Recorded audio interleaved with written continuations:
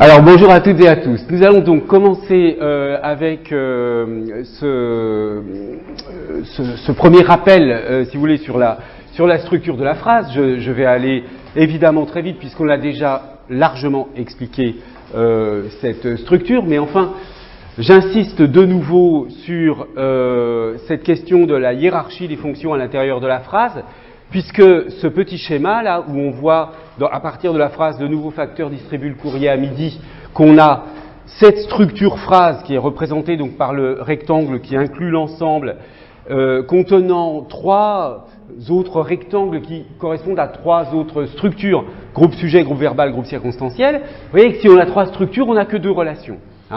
Donc il n'y a que deux relations, c'est-à-dire deux fonctions, la fonction sujet et la fonction complément circonstanciel, qui sont possibles dans la structure phrase. Quand vous avez une phrase, il y a deux fonctions possibles, sujet et complément circonstanciel, sachant que les autres fonctions, par exemple la fonction épithète, par exemple la fonction COD, vont être des fonctions à l'intérieur d'un groupe qui est lui-même inclus dans la phrase. Par exemple, ici, nouveau, l'adjectif nouveau, épithète de facteur, c'est une fonction qui a lieu à l'intérieur du groupe nominal, qui a pour fonction d'être ici groupe sujet. Le courrier ici, qui est COD du verbe distribuer, c'est une fonction qui a lieu à l'intérieur du groupe verbal, qui est lui-même inclus dans la phrase le nouveau facteur distribue le courrier à midi. Donc, quand on a parlé au tout début des hiérarchies fonctionnelles, des hiérarchies dans le système de la langue ou dans la structure des fonctions, c'est vraiment précisément cela que l'on vise.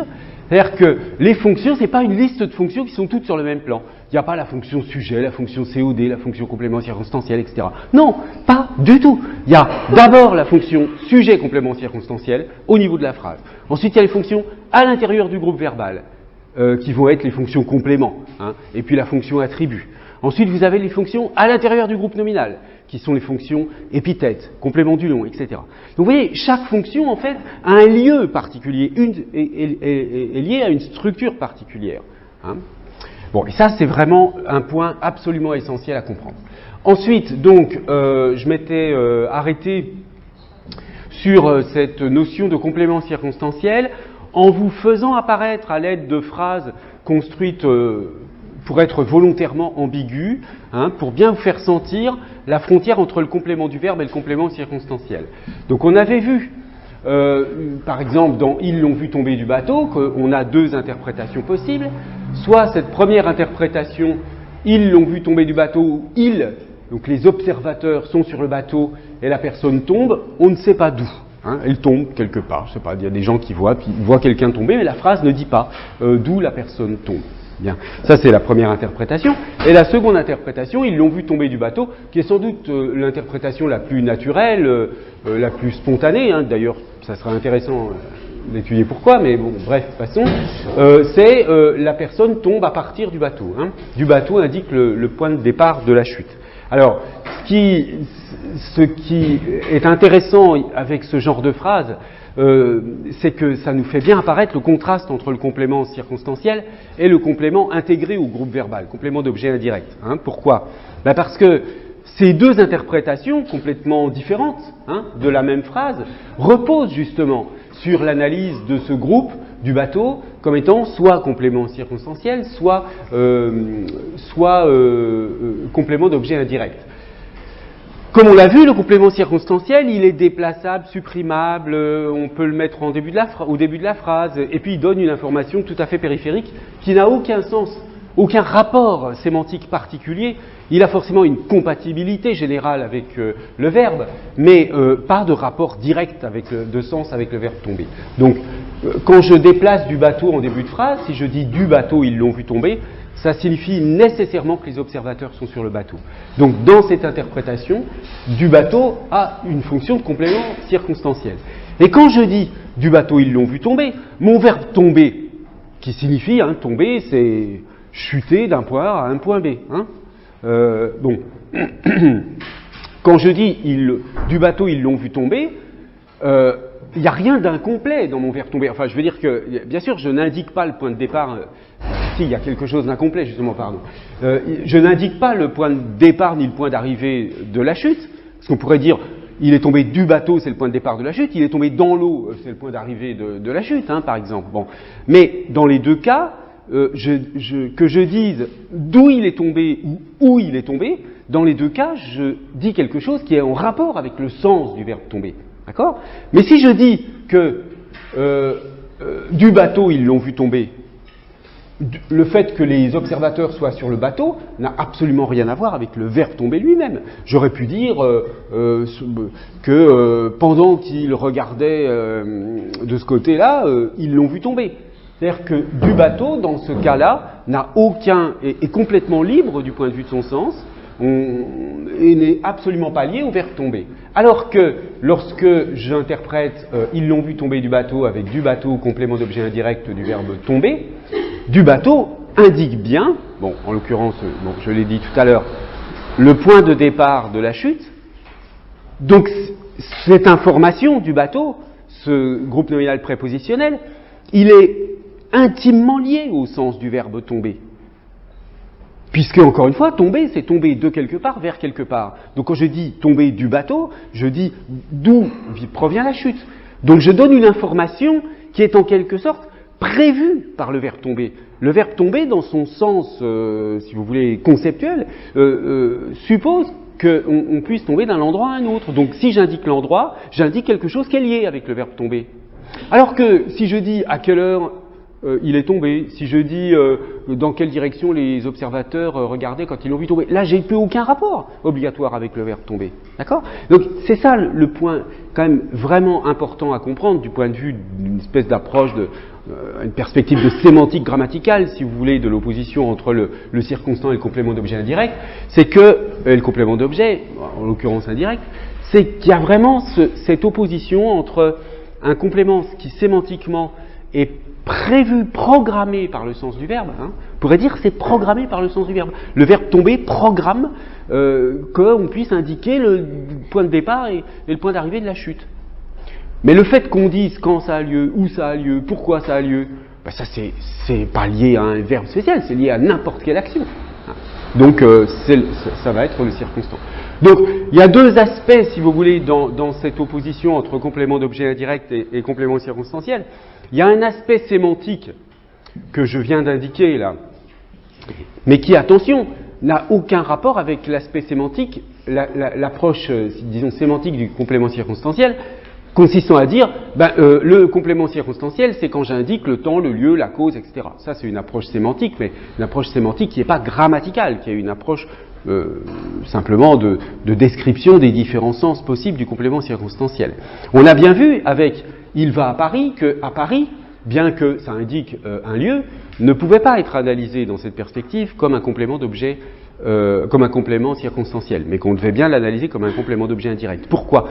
Pour les deux caractéristiques, à la fois syntaxiques et sémantiques, du complément circonstanciel, ou du complément d'objet indirect. C'est-à-dire que quand je dis « il va à Paris » ne peut pas être supprimé, je ne peux pas dire « il va », la phrase est bancale, je ne peux pas dire « à Paris il va ». Bon, donc ça, ce sont les critères syntaxiques qui permettent de différencier le complément d'objet indirect et le complément circonstanciel.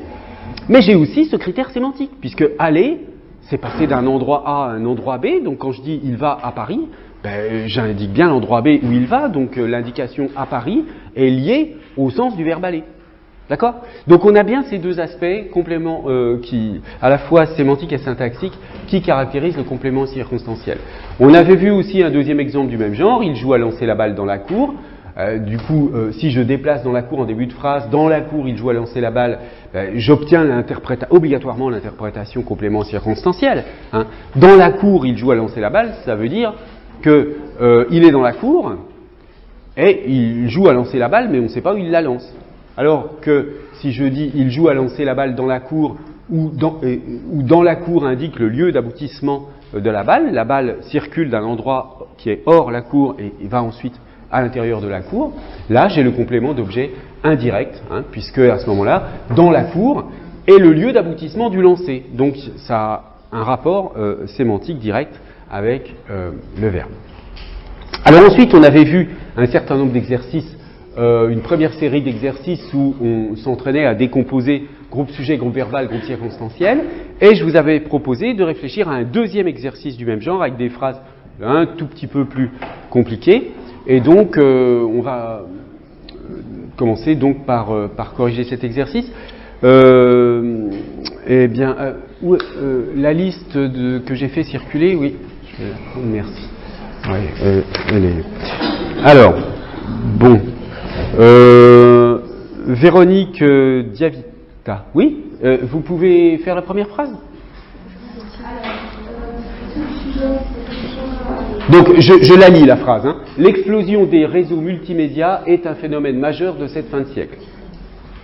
On a le groupe sujet qui est l'explosion des réseaux multimédia et le groupe verbal qui est tout le reste de la phrase. Tout à fait. Donc, l'explosion des réseaux multimédia, c'est le groupe sujet, est un phénomène majeur de cette fin de siècle, c'est le groupe verbal, et on remarque que c'est un groupe verbal de type attributif, hein, puisqu'on a le verbe être là qui est un verbe attributif, et donc on va avoir un attribut du sujet, un phénomène majeur de cette fin de siècle. Très bien. Sarah Bachar. Oui, c'est vous, pardon. L'impact de la société informationnelle sur l'économie est connu. Donc l'impact de la société informationnelle sur l'économie, groupe sujet, est connu, groupe verbal. Entendu, pas de problème.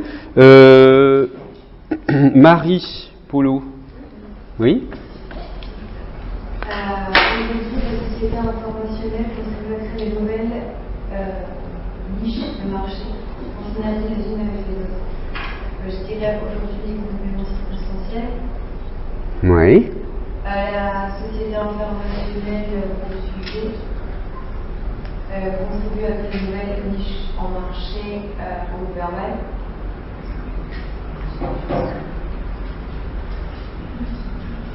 Et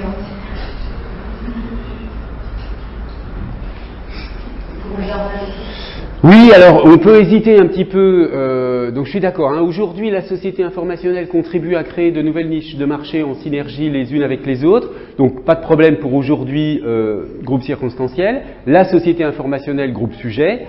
Alors, contribue à créer de nouvelles niches de marché en synergie les unes avec les autres. Est-ce que vous pourriez le déplacer en début de phrase, par exemple, dire en synergie les unes avec les autres, aujourd'hui la société... Non, on serait... Donc on voit quand même que ça, c'est une apposition à niche de marché. Ça va avec niche de marché, donc on va l'intégrer dans le groupe verbal. Hein. Oxane Rubéo, oui. La futilité de l'économie s'est étendue aux produits financiers, puis aux produits manufacturés. Quelle est la futilité de l'économie, groupe sujet, s'est étendue aux produits financiers, groupe verbal. Non, peut-être non, puis aux produits manufacturés, circonstanciels. Non. Groupe verbal. Voilà. La fluidité de l'économie s'est étendue aux produits financiers puis aux produits manufacturés. Vous voyez bien que c'est étendu à quelque chose puis à autre chose. Donc tout ça, ce sont les compléments du verbe étendre. Hein. C'est simplement ici, on a deux compléments d'objet indirect, s'étendre à quelque chose. L'économie s'est étendue d'une part aux produits financiers et d'autre part aux produits manufacturés. Ces deux groupes sont sur le même plan, coordonnés par puis, ici, donc ça fait partie du groupe verbal. Hein. Donc ici, on a vraiment groupe sujet, la fluidité de l'économie, groupe verbal, s'est étendu aux produits financiers puis aux produits manufacturés. Très bien. Oui, je vous en prie. Pourquoi est-ce que c'est... vous avez dit que c'était 2 COD, pourquoi est-ce que c'est 2 COD C'est oui. Pardon. Pourquoi est-ce que ce serait 2 COD et pas plutôt de la position pour puis au produit manufacturé? Tout simplement. Non, mais c'est parce que, si vous voulez, quand on a, vous voyez par exemple, de nouvelles niches de marché en synergie les unes avec les autres, vous pouvez, en général dans une apposition comme ça, vous pouvez mettre une structure attributive. C'est-à-dire que les nouvelles niches de marché sont en synergie les unes avec les autres. Hein. Ça caractérise un peu la position, cette possibilité de la position, bon, on la présente là d'une manière simplifiée, mais c'est ce qu'on appelle une prédication seconde, c'est-à-dire on ajoute un prédicat supplémentaire. Ici, on aurait bien du mal à dire à quoi ça pourrait se rattacher. Hein. D'abord, par exemple, imaginons qu'on ait une apposition à produits financiers. Ça ressemblerait à quoi? Ça pourrait être aux produits financiers disons, je ne sais pas, qu'est-ce qu'on pourrait dire,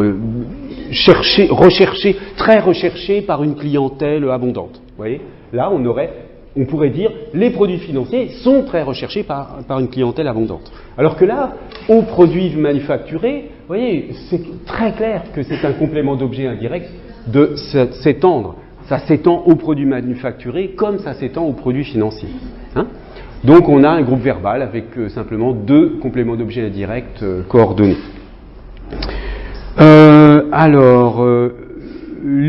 Donc, quel est le prénom Li?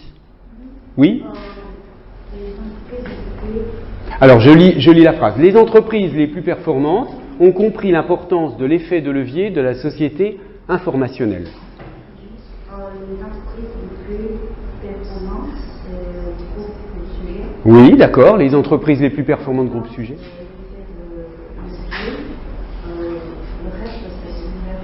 Voilà, hein, là il n'y a pas de difficulté particulière. Les entreprises les plus performantes groupe sujet ont compris l'importance de l'effet de levier de la société informationnelle groupe verbal. Très bien. Thomas Catani. Si, oui, pardon. Excusez-moi, j'ai cru que c'était le prénom et le nom. Non, c'est Francesca, d'accord. Allez-y. Ces entreprises, groupe sujet. Oui, groupe sujet, ces entreprises.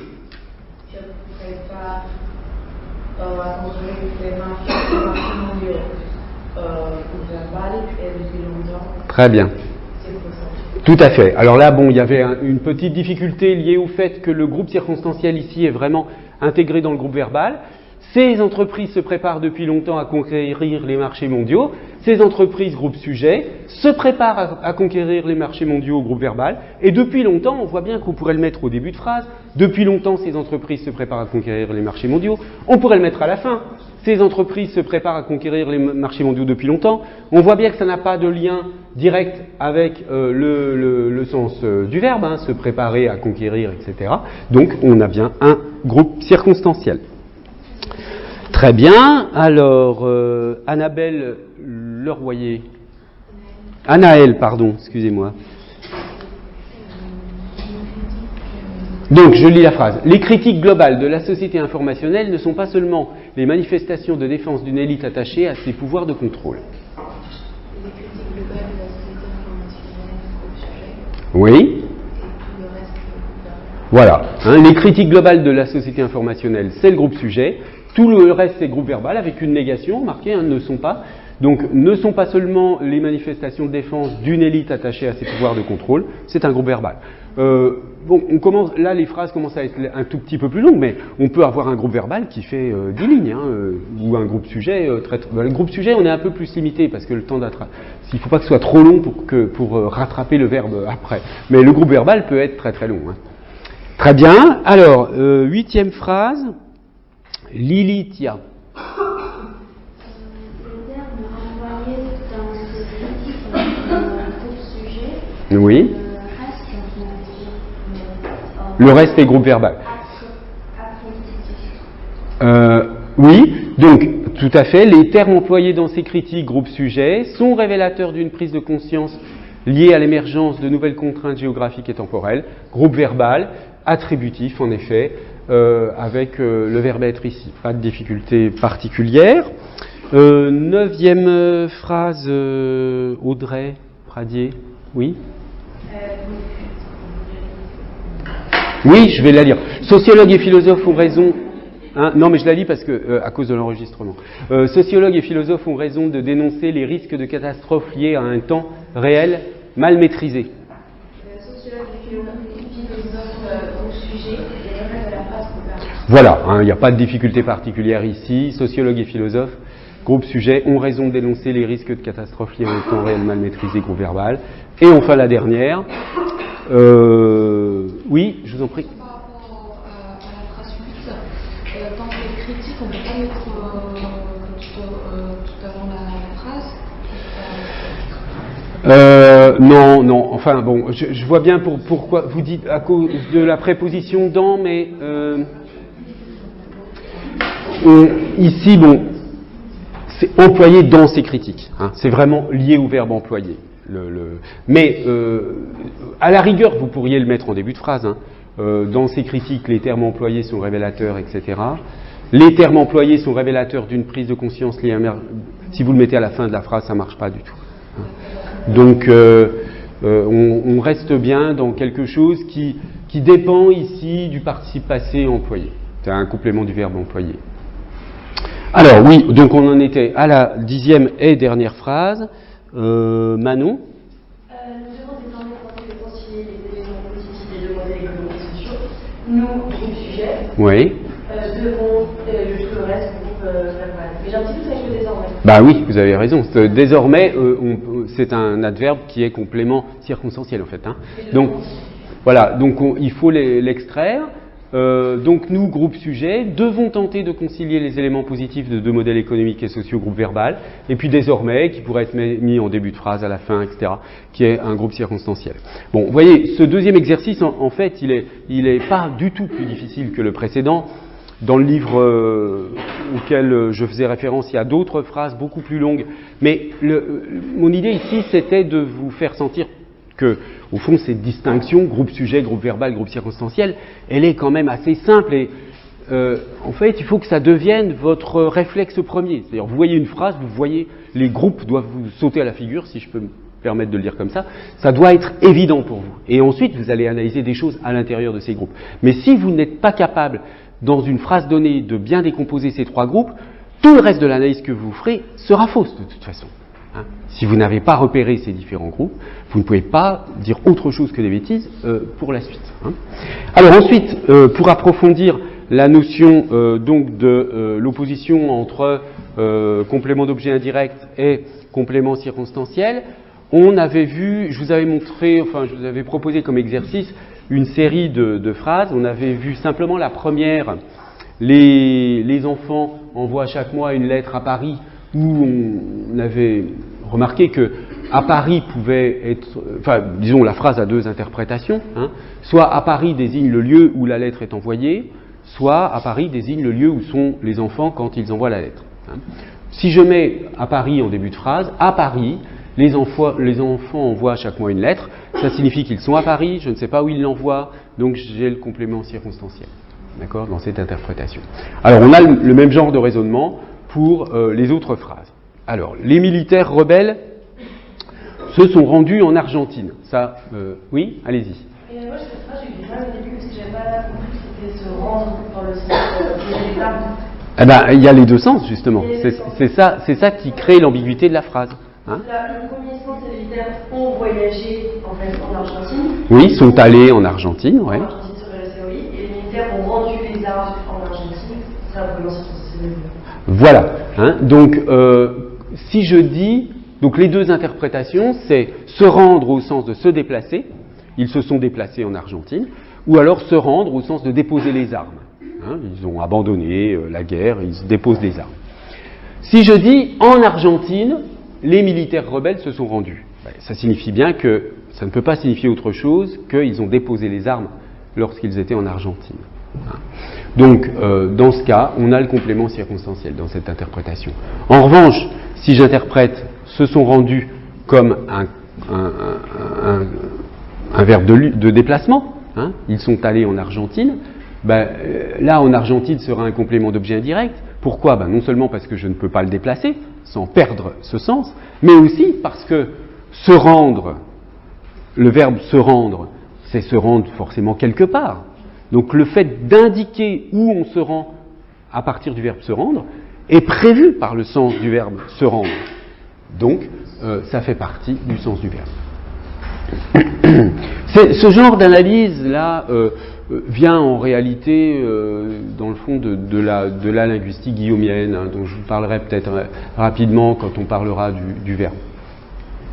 Alors ensuite, Pierre ne se déplace jamais en province.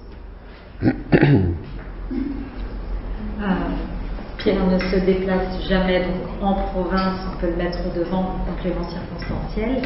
Et puis ensuite, on a... Donc, alors, qu'est-ce que ça signifie dans ce cas-là si vous dites... De manière générale, il ne se déplace pas. Donc, quand il est en province. Ouais. Hein, en province, il ne se déplace pas. Donc, on ne sait pas où.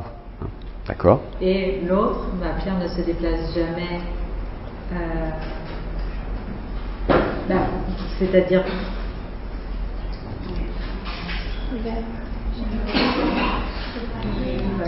il va jamais en province. Ouais. Alors, vous voyez, ce qui est intéressant aussi avec ce genre d'exercice, c'est que ça vous oblige à formuler clairement les choses. Et c'est pas toujours si facile que ça, hein, mais on finit par y arriver au bout d'un moment. Mais c'est important d'être évidemment capable d'expliquer clairement la différence entre les deux sens. Parce que si vous dites, oui, alors dans un premier sens, c'est Pierre ne se déplace jamais en province, et dans l'autre sens, c'est il ne se déplace jamais en province. Bon, évidemment que là, on ne comprend pas du tout. Hein. Donc, comment on peut expliciter ça? Si je mets en province en début de phrase, en province, c'est-à-dire lorsqu'il est en province, Pierre ne se déplace jamais. Donc, en province, dans ce cas-là, a une fonction de groupe circonstanciel, et ça signifie, la phrase signifie que lorsqu'il est en province, il ne fait aucun déplacement. Mais on n'indique pas où il ne se déplace pas. Hein. En revanche, si l'autre interprétation, Pierre ne se déplace jamais en province signifie le lieu d'aboutissement du déplacement. Il se déplace, se déplacer quelque part, c'est aller dans un certain lieu. Donc, encore une fois, je répète toujours le même raisonnement. Se déplacer, quand je glose simplement le sens du verbe déplacer, je dis se déplacer, c'est se déplacer quelque part. Hein. Donc, quand j'indique le quelque part du déplacement, j'indique bien quelque chose qui est prévu par le sens du verbe. Donc là, on est dans un complément d'objet indirect, et le sens est que en province indique le lieu d'aboutissement du déplacement. D'accord? Alors là, une ambiguïté toute simple, hein, avec une phrase il attend la nuit. Oui? Il attend la nuit, il attend pendant toute la nuit, durant la soirée. Il attend pendant toute la nuit. La nuit, il attend que la nuit tombe. Voilà, c'est ça. Alors là, cet exemple est intéressant parce que la plupart du temps, les exemples qu'on propose sont une alternance, enfin une ambiguïté entre l'analyse complément d'objet indirect et l'analyse complément circonstanciel. Là, c'est COD, complément circonstanciel, parce qu'on a un circonstant qui est juste un groupe nominal. Donc, il attend la nuit. Qu'est-ce qui se passe si vous dites la nuit, virgule, il attend? Ça veut dire qu'on ne sait pas ce qu'il attend. Hein. Donc, attendre n'a pas de complément. Mais ça veut dire que le moment où il attend, c'est la nuit. Hein. Pendant la nuit, pendant qu'il fait nuit, il attend. Mais on ne sait pas ce qu'il attend. Donc, encore une fois, le verbe attendre, dans son sens, il prévoit un complément. Attendre, c'est attendre quelque chose, forcément. Donc, quand j'indique le quelque chose qui est attendu, j'ai le complément d'objet. Il attend la nuit. La nuit est donc là ce qui était prévu par le sens du verbe attendre. C'est la chose qu'il attend. La nuit est la chose qu'il attend. Donc, il attend, on peut gloser que la nuit tombe. Oui? Donc là, est-ce qu'il y a deux interprétations possibles? Bien sûr. Parce qu'il attend, ça suppose attendre quelque chose. Oui, mais si on ne dit pas ce qu'il attend, on dit juste qu'il attend pendant la nuit, mais on ne sait pas ce qu'il attend. D'accord? Il n'y a pas de complément dans ce cas-là. Il attend la nuit. Alors évidemment. Il attend, mais ça nous appelle à savoir quoi. En fait, la phrase, elle n'est pas complètement finie. Oui, mais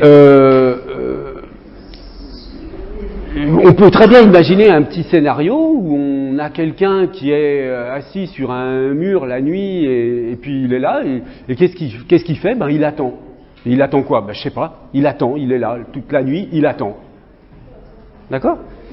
Bon alors, certes, quand la phrase est construite comme ça, il attend la nuit, il faut vraiment la prononcer avec une intonation spéciale pour qu'on comprenne que c'est pendant la nuit qu'il attend et qu'on ne sait pas ce qu'il attend. Hein. Il attend la nuit. Il faudrait une virgule pour vraiment. Parce que sinon, naturellement, il attend la nuit, ça signifie il attend quoi? Il attend la nuit. Hein. Donc, c'est un peu tiré par les cheveux l'ambiguïté ici. Hein.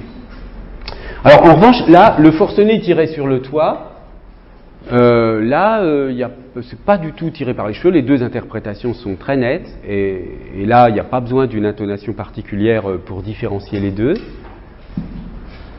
Ouais? Le forcené tiré sur le toit, donc le toit c'est la cible pour la connaissance, Ouais. et la deuxième sens c'est tiré depuis le toit. Voilà, donc Première interprétation, le forcené est sur le toit et il tire on ne sait pas où. Deuxième interprétation, le forcené tire en direction du toit.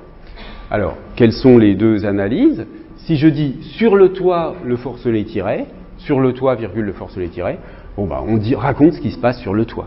Hein, mais on ne sait pas où tire le forcené. Dans cette interprétation, où sur le toit désigne le lieu où se trouve le forcené, on a donc un complément circonstanciel, un groupe circonstanciel. En revanche, si je dis il tirait sur le toit au sens de il visait le toit, il tirait en direction du toit, j'ai l'interprétation complément d'objet indirect, hein, parce que, encore une fois, tirer avec une arme, ça suppose qu'on tire sur quelque chose en direction de quelque chose. Hein. Donc ici, sur le toit, va être ce complément qui est prévu par le sens du verbe tirer.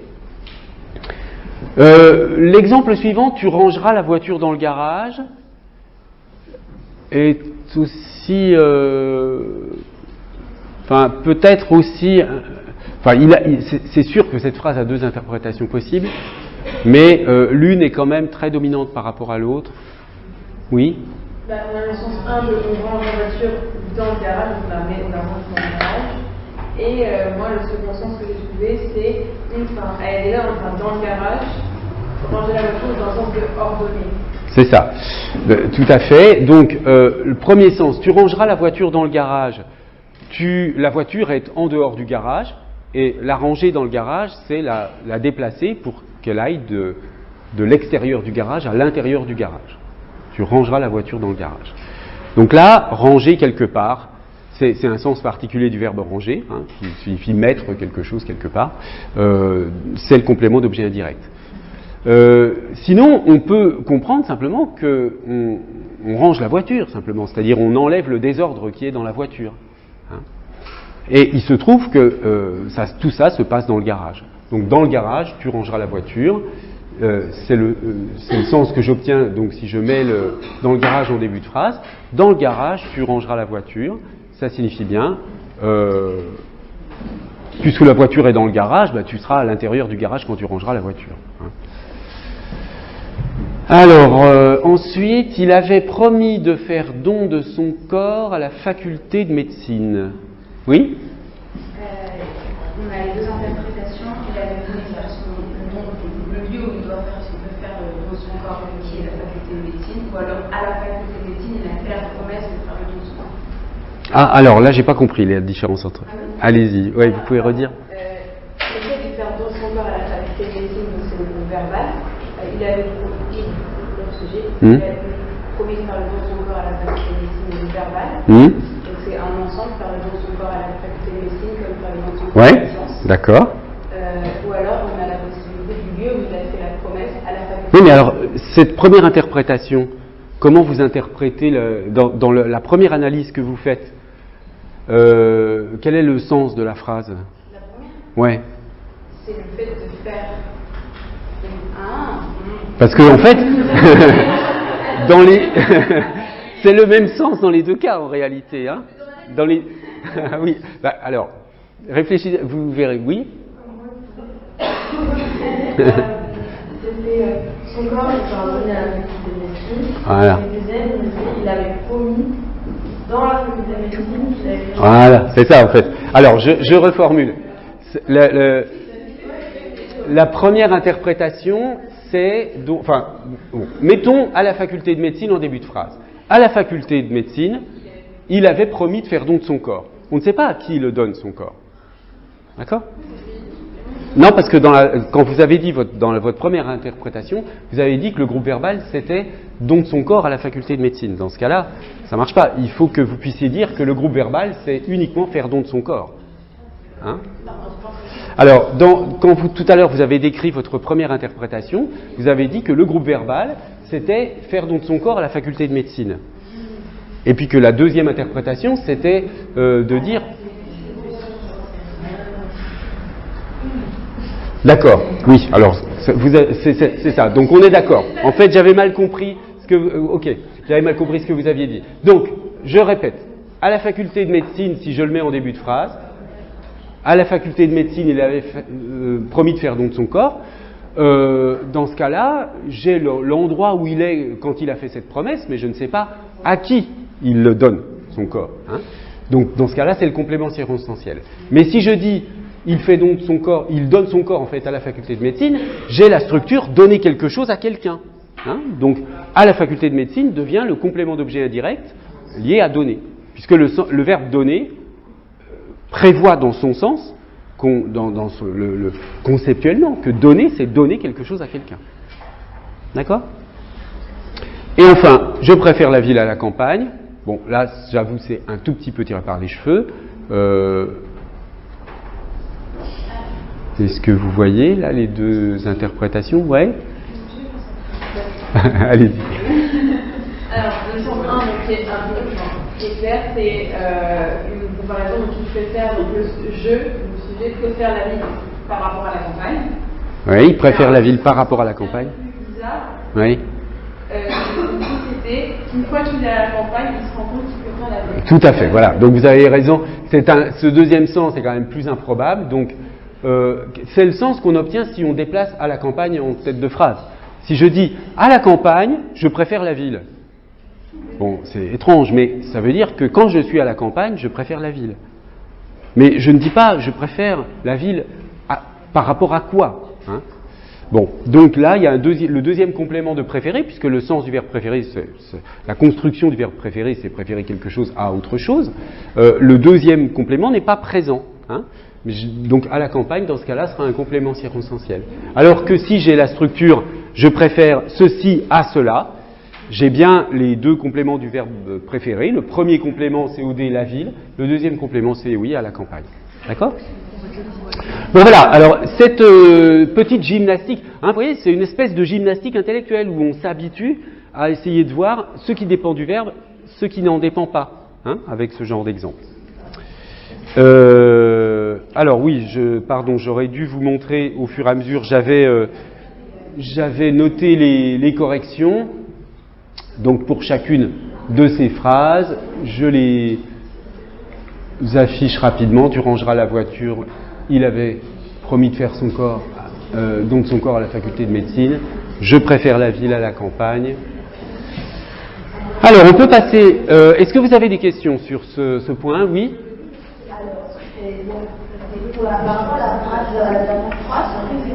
Oui, pardon, s'il vous plaît, j'entends pas. À la dernière phrase, la ville à la campagne. Donc c'est alors la ville à la campagne, c'est Non, c'est je préfère la ville à la campagne. Hein. C'est je préfère ceci à cela. Et à la campagne, ça a la fonction de quoi? Complément d'objet indirect dans ce cas-là. Hein. Je préfère quelque chose à quelque chose. Et puis aussi, je ne sais pas si on trouve ces genres de phrases, s'il n'y a pas de commun. S'il n'y a pas de commun, de virgule, pardon. Ah. L'État, il est clair, non? Oui, si je préfère la ville à la campagne, il n'y a qu'une seule interprétation a priori. Oui, alors, là, en effet... Oula. Donc, en effet, ces exemples sont sont même totalement artificiels. On prend des phrases hors contexte pour essayer de faire, en effet, cette espèce de gymnastique intellectuelle pour leur faire se rendre compte qu'elles peuvent avoir deux sens. Mais en général, dans un texte, hein, quand la phrase est dans un texte, elle a un seul sens et il n'y a pas d'hésitation sur le sens qu'elle peut avoir. Hein. Là, c'est juste une espèce d'exercice, hein, voilà. Mais en effet, il y a des cas dans lesquels, comme celui-ci, où il y a vraiment un sens primordial. D'ailleurs, il avait promis de faire don de son corps à la faculté de médecine, c'est la même chose. L'interprétation la plus naturelle, c'est l'interprétation numéro 1, hein, c'est donner, pardon, c'est que à la faculté de médecine soit un complément d'objet indirect. Et bon, pour d'autres, c'est moins évident parfois, mais il y a quand même toujours un sens dominant, premier. Hein. Et en fait, en contexte, en général, la question ne se pose pas. D'accord? Pas d'autres questions sur ce point? Oui? Non? Ok, alors on va passer maintenant donc aux fonctions dans le groupe nominal. donc là, on quitte la structure de la phrase. Hein. On a vu structure de la phrase, fonction sujet, fonction complément circonstanciel. Sachant que la fonction complément circonstanciel, on ne la confond pas avec une fonction à l'intérieur du groupe verbal qui est la fonction complément d'objet indirect. Maintenant, alors ensuite on a vu les fonctions du groupe verbal, maintenant on voit les fonctions dans le groupe nominal. Le groupe nominal, comme le groupe verbal, c'est un groupe dont le noyau est un verbe, le groupe nominal, c'est un groupe dont le noyau est un nom. Alors on parle dans cette terminologie de groupe nominal prépositionnel quand le groupe nominal est précédé d'une préposition. Par exemple, je sais pas, la voiture de mon frère, je vais l'appeler groupe nominal prépositionnel, parce qu'il y a mon frère, groupe nominal, précédé de la préposition de. Alors, là, toujours on a une petite formule, hein, vous voyez, on avait la phrase P est égale à groupe sujet plus groupe verbal plus groupe circonstanciel. Le groupe verbal qui va être, par exemple, verbe plus groupe nominal ou verbe plus groupe nominal prépositionnel. Bon, le groupe nominal, lui, il a une formule aussi qui caractérise sa structure, c'est déterminant plus nom plus expansion. Alors l'expansion nominale, c'est un constituant facultatif, ça peut être un adjectif ou un complément du nom principalement. Par exemple, dans une bonne avocate, hein, vous avez un déterminant une, enfin un ou une, l'adjectif bonne et puis le nom avocate. Bonne est facultatif, hein, vous pouvez dire une avocate sans que le groupe nominal soit agrammatical. La pharmacienne de mon quartier a le même statut que bonne dans une bonne avocate, c'est donc une expansion du groupe nominal. Donc, si vous voulez, le terme de expansion, alors faites bien attention, c'est expansion avec un P, pas extension avec un T. On verra que le terme d'extension, en linguistique, il a un sens particulier, opposé à extensité ou à intention. Bon, mais là, on parle de l'expansion. Donc, c'est une espèce de macro-fonction, si vous voulez. En fait, on parle d'expansion pour regrouper les deux fonctions qui sont la fonction épithète, la fonction complément du nom. Ces deux fonctions qui sont en fait des fonctions qui visent à compléter le nom, hein, on les nomme expansion. D'accord ? Donc c'est un nom générique, expansion nominale, qui regroupe deux fonctions particulières. Hein. Alors, bon, là, ça, il n'y a pas grand-chose à dire de plus hein, dans une première étape. On verra qu'ensuite, on peut analyser les choses d'une manière sémantiquement plus approfondie, mais on a vu les différents, il y a différents types de déterminants, etc. On peut analyser plus en détail la structure du groupe nominal, mais je vous propose là, comme sorte d'exercice d'entraînement, de repérer donc tous les groupes nominaux du texte. Alors, dans une première étape, uniquement les groupes nominaux de quelque sorte de premier niveau. Hein. Je ne vous demande pas de repérer les groupes nominaux à l'intérieur des groupes nominaux. Hein. Ça, on en parlera après. Donc ça, c'est un extrait d'un texte très connu de Sartre, Les mots. J'ai commencé ma vie comme je la finirai sans doute, au milieu des livres. Donc j'ai mis cette phrase entre crochets parce qu'on va réutiliser le texte pour un autre exercice et cette phrase elle est un peu gênante donc on n'est pas obligé de l'analyser, mais là pour le cas qui nous intéresse, bon, elle pose à un endroit un petit problème, mais on va la laisser quand même. Dans le bureau de mon grand-père, il y en avait partout. Défense était faite de les épousseter, sauf une fois l'an, avant la rentrée d'octobre. Je ne savais pas encore lire que déjà je les révérais, ces pierres levées. Je sentais que la prospérité de notre famille en dépendait. Elles se ressemblaient toutes. Je m'ébattais dans un minuscule sanctuaire entouré de monuments trapus, antiques, qui m'avaient vu naître, qui me verraient mourir, et dont la permanence me garantissait un avenir aussi calme que le passé. Je les touchais en cachette pour honorer mes mains de leur poussière, mais je ne savais trop qu'en faire, et j'assistais chaque jour à des cérémonies dont le sens m'échappait. Mon grand-père, si maladroit d'habitude que ma mère lui boutonnait ses gants, maniait ses objets culturels avec une dextérité d'officiant. Voilà, donc, est-ce que vous avez, je ne sais pas si vous avez des problèmes de compréhension, je dis ça en particulier pour les étudiantes étrangères. Bon, voilà, c'est un texte qui présente enfin, une espèce de réseau métaphorique autour des livres vus comme des monuments, etc. Hein. Donc là, on a simplement une analyse grammaticale pour repérer les groupes nominaux et dire dans le groupe nominal où est le déterminant, où est le nom, où est l'expansion et quelle est la nature de cette expansion. Sachant qu'ici, il y a aussi, parmi les expansions que je n'ai pas mentionnées au départ, des expansions sous forme de subordonnées relatives. Voilà, donc je vous laisse un petit temps de réflexion et ensuite on corrigera. Bien. Alors, on va reprendre. Donc, vous aviez une question sur un point de détail ? Oui, bien sûr. A priori, là, je ne vois pas bien où, mais peut-être. Non, mais on verra. Hein.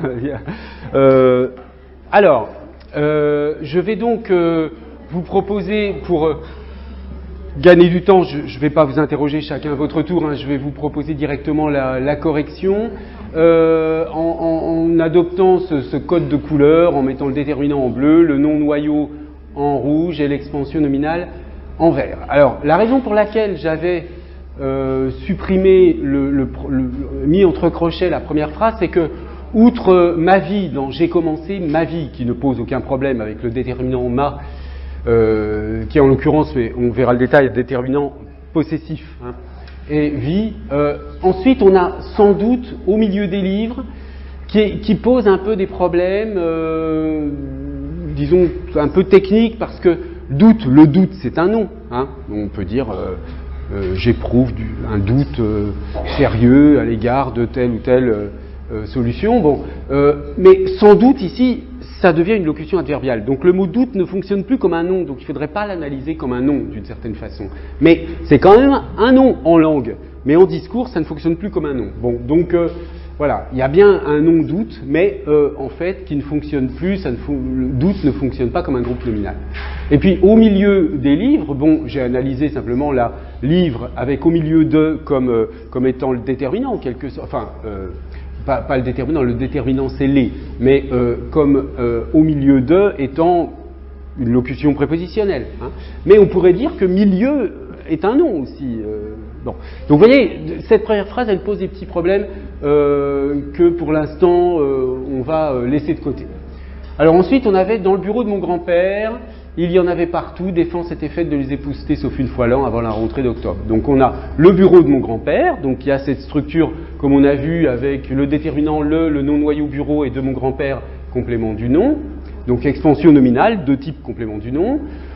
Défense, c'est un nom tout seul, hein, faire défense. Bon, là on pourrait aussi parler d'une locution verbale, faire défense, mais bon, peu importe. Passons, c'est une difficulté dont on n'a pas besoin. Une fois l'an, c'est déterminant plus nom. La rentrée d'octobre, on a encore une fois déterminant plus nom plus expansion nominale. Je ne savais pas encore lire que déjà je les révérais C Pierre levé.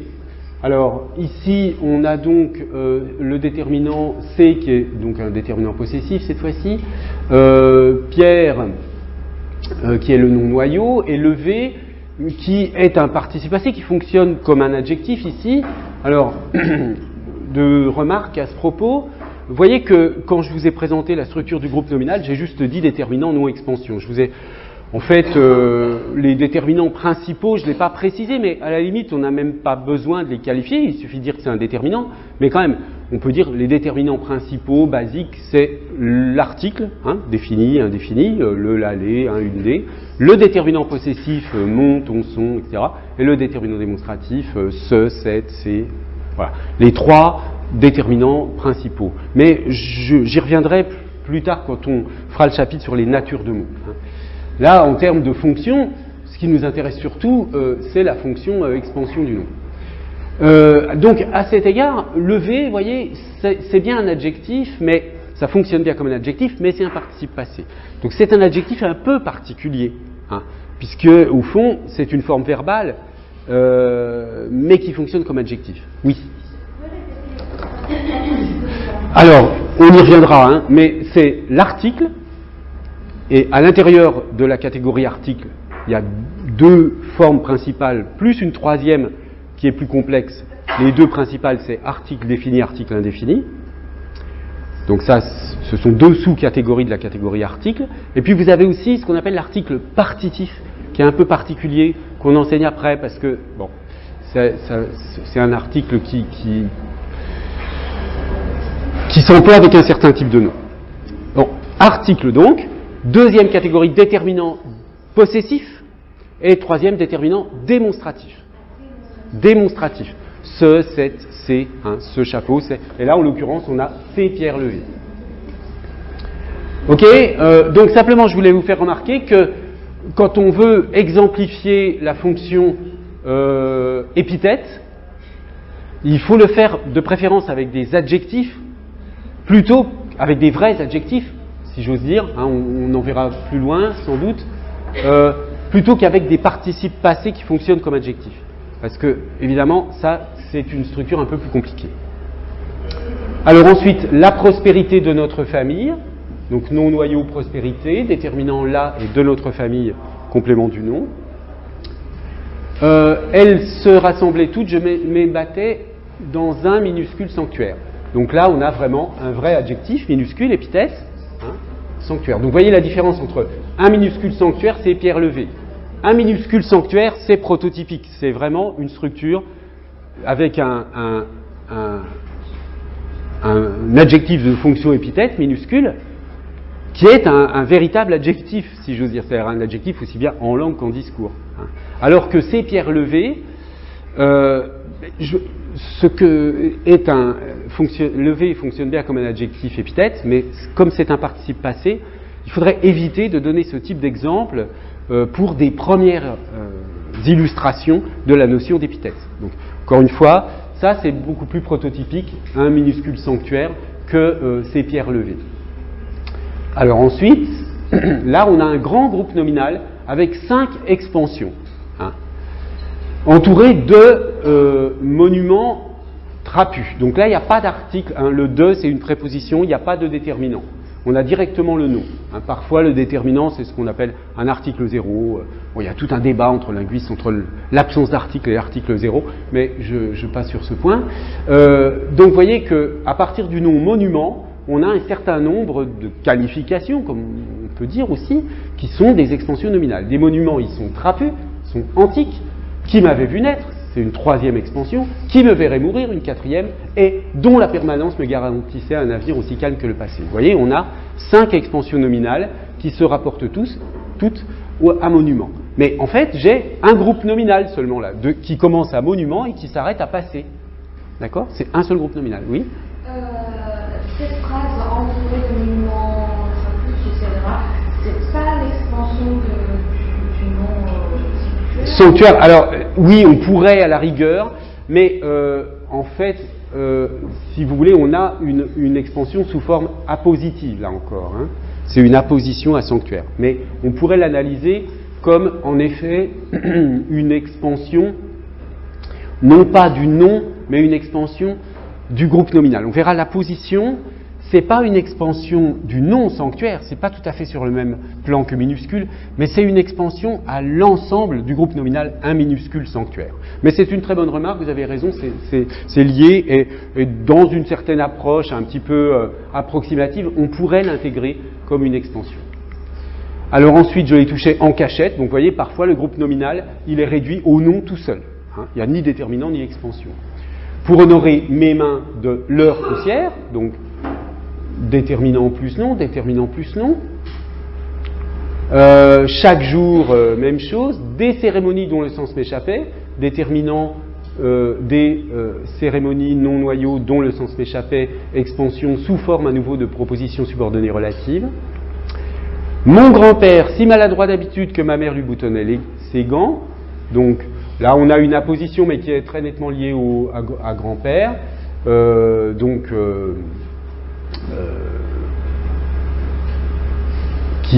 qui va contenir elle-même des groupes nominaux, mais Ah oui, là je l'ai indiqué ici, mais donc si maladroit d'habitude que ma mère lui boutonnait ses gants, vous voyez que à l'intérieur de ce groupe, de cette expansion nominale, hein, puisqu'on a une expansion nominale, si maladroit d'habitude que ma mère lui boutonnait ses gants, on a à nouveau ma mère, ses gants, qui sont des groupes nominaux. Hein. Donc il y a ma mère et ses gants qui sont des groupes nominaux inclus dans ce groupe nominal. Ces objets culturels, une dextérité d'officiant, donc déterminant non-expansion pour le groupe nominal ces objets culturels, déterminant C expansion culturelle, et une dextérité d'officiant.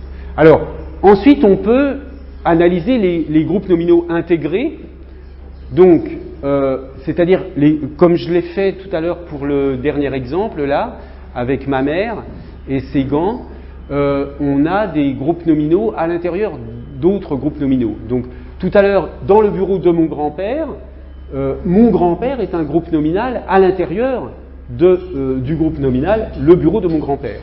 D'accord ? Donc, là aussi, il faut vraiment avoir en tête ces emboîtements de structure. Le bureau de mon grand-père, c'est pas le bureau et après de mon grand-père. Hein. C'est si vous voulez, de mon grand-père qui est expansion de bureau, et à l'intérieur de cette expansion, je vais avoir un autre groupe nominal, mon grand-père. Alors, si je veux est-ce que j'ai un truc dans tout ça, là? Je n'ai même pas un marqueur. Est-ce qu'il y en a un ici? Pourtant, il me semblait en avoir un quand même de marqueur là-dedans. J'ai plein de choses, mais jamais ce qu'il faut.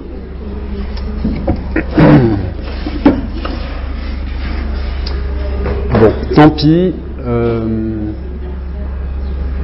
Je vous ferai un petit schéma une prochaine fois. Donc, on a la même chose ici, la rentrée d'octobre. Au fond, octobre, c'est un groupe nominal. On avait vu la prospérité de notre famille. De notre famille, c'est l'expansion de prospérité. Mais à l'intérieur de cette expansion, il y a le groupe nominal notre famille. Voilà, dont la permanence me garantissait un avenir aussi calme que le passé. Là, vous voyez, il y a encore plus d'imbrication, puisque à l'intérieur de cette expansion nominale qui commence par dont, vous avez le groupe nominal la permanence, vous avez un autre groupe nominal un avenir aussi calme que le passé, donc qui lui-même contient une expansion qui contient un non passé. Alors,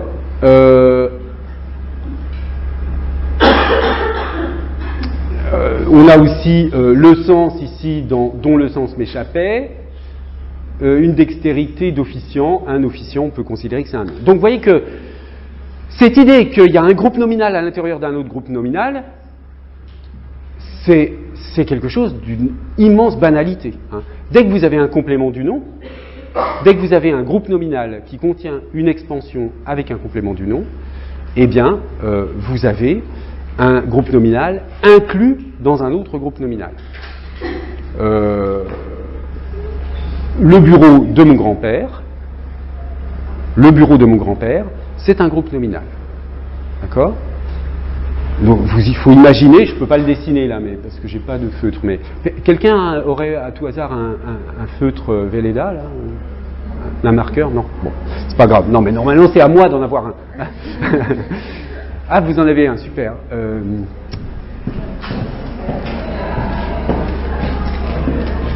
Il y en a un des deux qui fonctionne normalement. Merci beaucoup.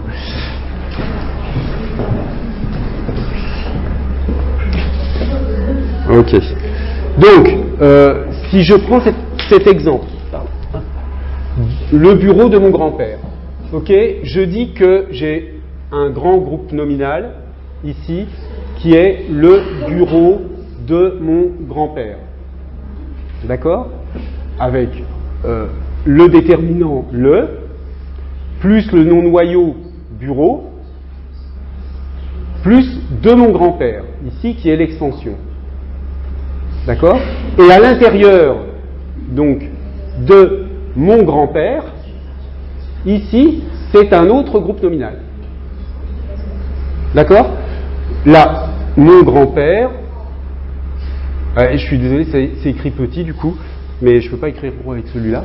On a bien un groupe nominal, une structure de groupe nominal, mon grand-père, qui est incluse à l'intérieur de l'expansion du groupe nominal, le bureau de mon grand-père. Donc il faut bien voir dans une structure à complément du nom, il y a toujours un groupe nominal inclus dans un autre groupe nominal.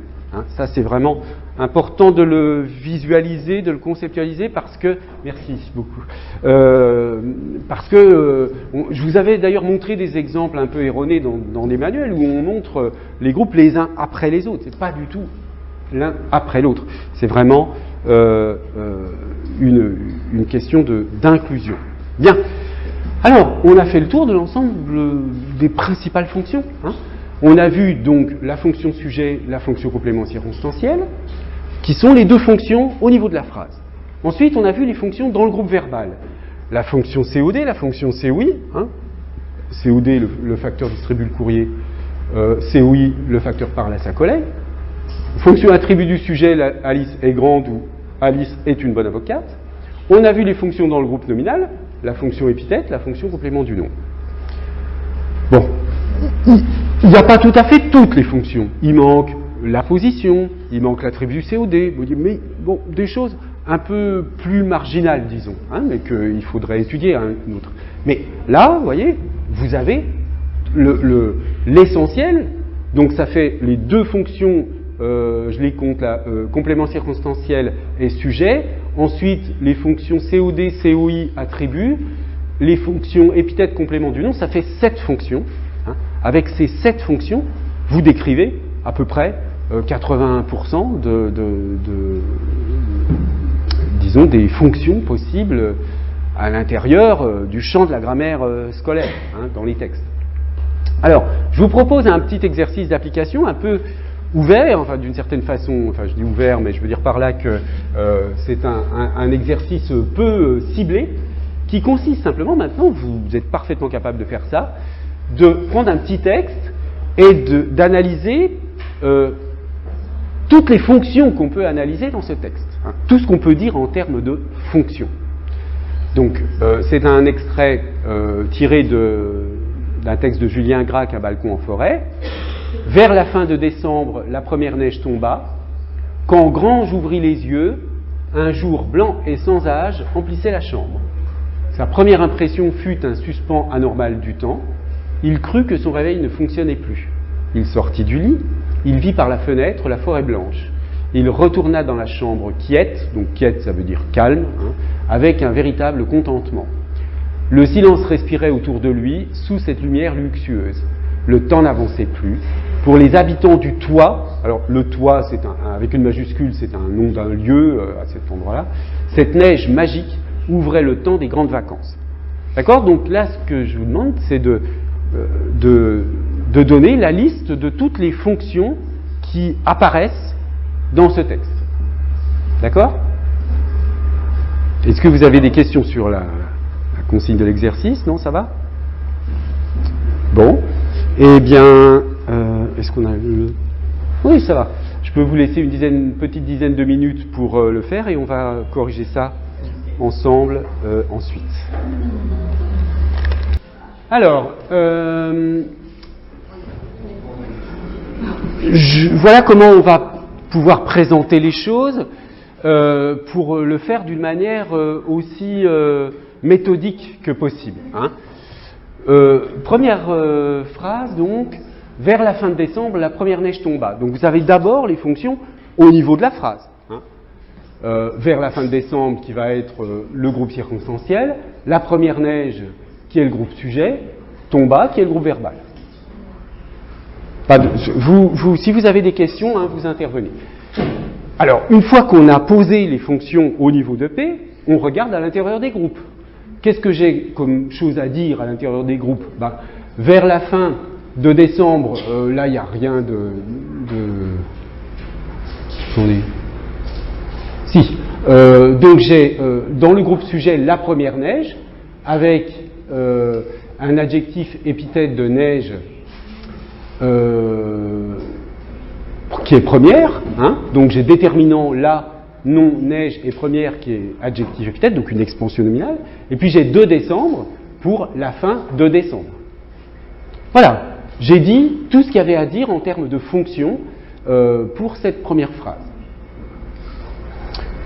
Deuxième phrase, quand grand j'ouvris les yeux, un jour blanc et sans âge emplissait la chambre. Au niveau de la phrase P, on a d'abord un groupe circonstanciel, quand grand j'ouvris les yeux. Le groupe sujet, un groupe jour blanc et sans âge, et puis le groupe verbal emplissait la chambre. Ça, c'est l'ensemble des fonctions au niveau de la phrase. Maintenant, les groupes à l'intérieur de la phrase. On a d'abord le groupe circonstanciel. Quand grand j'ouvris les yeux. Alors, évidemment, là, quand grand j'ouvris les yeux, on n'a pas encore vu les subordonnées, on les verra un peu plus tard en détail, mais vous remarquez très facilement que, en dehors du quand, qui est donc l'outil de subordination, on a Grange ouvrit les yeux. Hein. Donc à nouveau, c'est une structure de phrase ici. Donc il y a une nouvelle fois groupe sujet, groupe verbal, éventuellement groupe circonstanciel dans cette structure.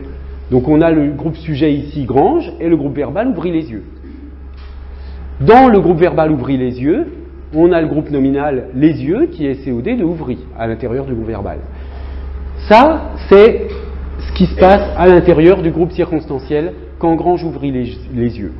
Ensuite, on a dans le groupe sujet, on a un groupe nominal, un jour blanc et sans âge, avec donc blanc et sans âge qui sont des expansions du nom jour. Et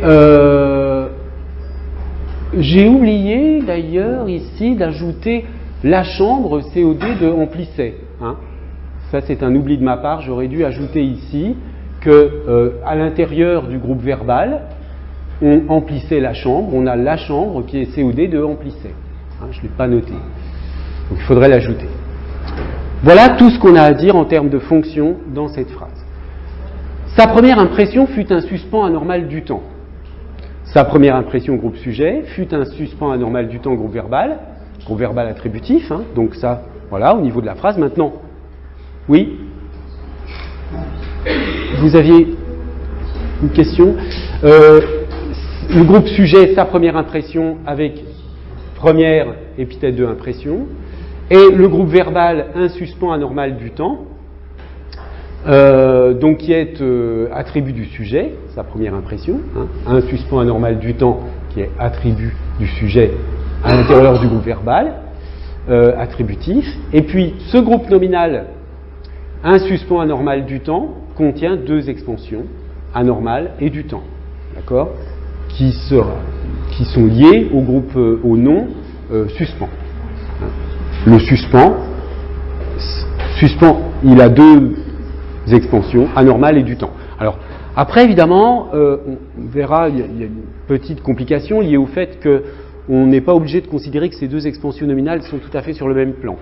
Suspens anormal du temps, est-ce que c'est un suspens qui a deux propriétés, il est anormal et il est du temps, ou bien est-ce que c'est un suspens du temps qui est anormal? Vous voyez, on pourrait hiérarchiser un peu les constituants, mais bon, ça c'est un grain d'analyse, si vous voulez, plus fin qu'on n'est pas obligé de mobiliser à ce niveau-là. Il crut que son réveil ne fonctionnait plus, il, groupe sujet, crut que son réveil ne fonctionnait plus, groupe verbal, et à l'intérieur du groupe verbal, on a donc cette subordonnée, que son réveil ne fonctionnait plus, avec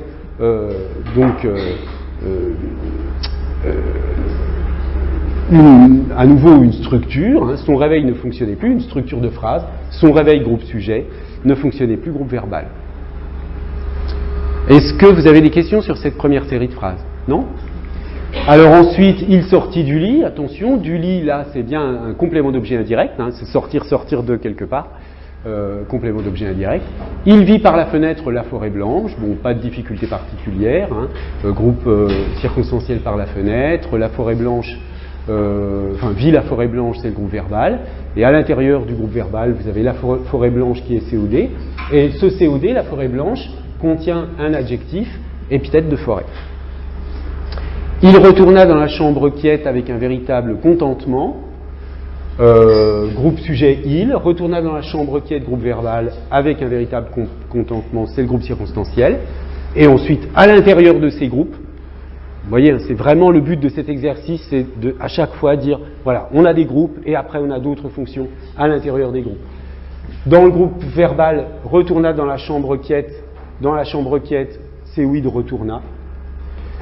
Et ce GNP, là, ce groupe nominal prépositionnel, dans la chambre quiète, contient lui-même un adjectif quiète, épithète de chambre. Et avec un véritable contentement, qui est donc le groupe circonstanciel ici, il contient un nom, contentement, et un adjectif épithète véritable. Le silence respirait autour de lui sous cette lumière luxueuse. C'est tout à fait similaire. Hein. Le silence, groupe sujet, groupe verbal respirait. Et autour de lui et sous cette lumière luxueuse, ce sont des groupes circonstanciels. Avec à chaque fois luxueuse, avec à chaque fois des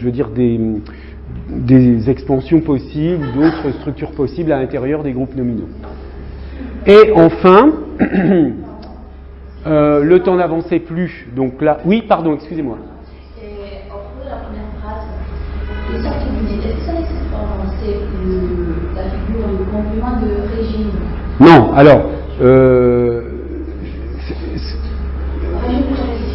Ouais. Alors,